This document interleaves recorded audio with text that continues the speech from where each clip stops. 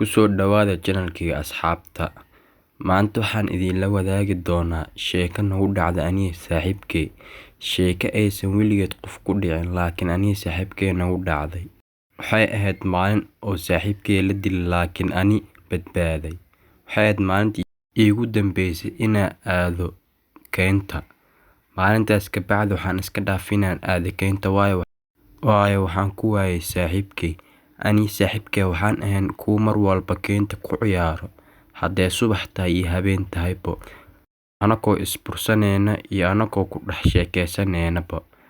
Laakiin hooyaday mar walba waxay iga waani jirtay keynta. Waxayna dhihi jirtay keynta waxaa joogo dad qalayaal iyo dad cunayaal.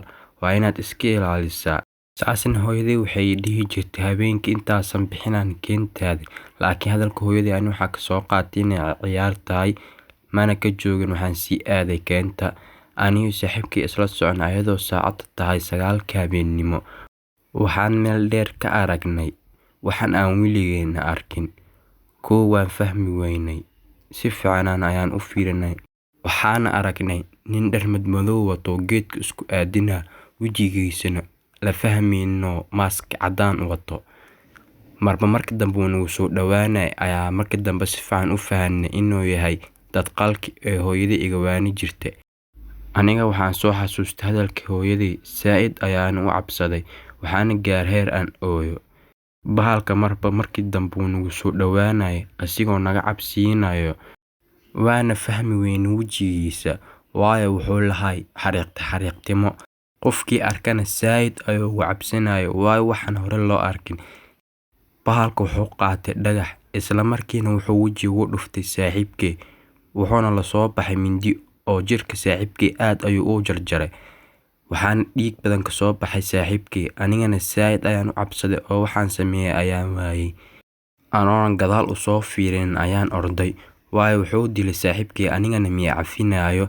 Markaan ka fogaaday bahalka asigoo saaxiibkay dilayo ayaan kor ka soo eegay. Waxaan arkay dhiig saaxiibkay oo meelo badan gaaray. Anigana waan cabsanay. Waxaan u fiirsanay saaxiibkay oo la jarjarayo oo madaxiisa laga gooy wajigana laga fiiqay. Kadib ayuu bahalkii dhahay mask iigu jiro inaa gashidid marada. Bahalku wuxuu iska siiyay mask hadaayo watay. Hadda ayaan si toos u arkay wajigiisa waayo hadaayo wuxuu watay mask. Bahalkana ma lahan wax indho. Kaliya wuxuu dhaqaajinay afkiisa. Anigana waan u jeedi kari waayay indhihiisa. Waxaan arkay afkiisa. Laakiin anigana waan orday anigoo saaid u cabsanay oo waxa sameeyay aqooni waayay. Kadib orod dheer guriga ayaa ka dhumay. Laakiin markii dambe saan urday ayaan tagay. Waxaan u sheegay hooyaday wixii dhacay. Aniga saaxiibkay nagu dhacay. Waxaan arkay bahalka iga waani jirtay wuxuuna dilay saaxiibkay. Anigana waan ka soo faktay. Kadib ayaa askarta tagtay meesha saaxiibkay lagu dilay. Waxayna arkeen saaxiibkay oo wajiga laga fiiqay oo dhiigiisa saaid u baxay.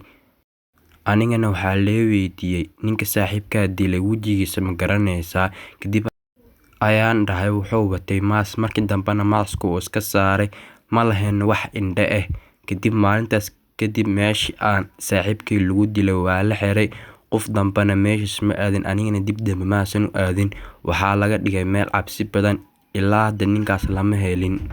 Maalintaas kadib waxaan go'aansaday wax walba oo hooyaday iga waanisay inaanan sameynin. Mar walba seexdo waxaa iga soo hormuuqa jiray ninka soo saaxiibkay u dilay iyo sidoo saaxiibkay wajiga uga fiiqay iyo dhiig badnaa oo saaxiibkay ka baxo. Ilaa haddana waan aamini lahaa inay waxaas dhaceen waayo waxaan u maleeyaa inay tahay riyo. Laakiin riyo maan waa dhab waayo waxa ahay ninka dhiig cab oo cabsi badan. Habeen walbana anigoon daaqadaha iyo albaabada iska xirin maasan seexad jirin. Saaxiibada dhamaadkana la soo gaarto oo aad sheekada ka heshay please subscribe noo saar siina share garee.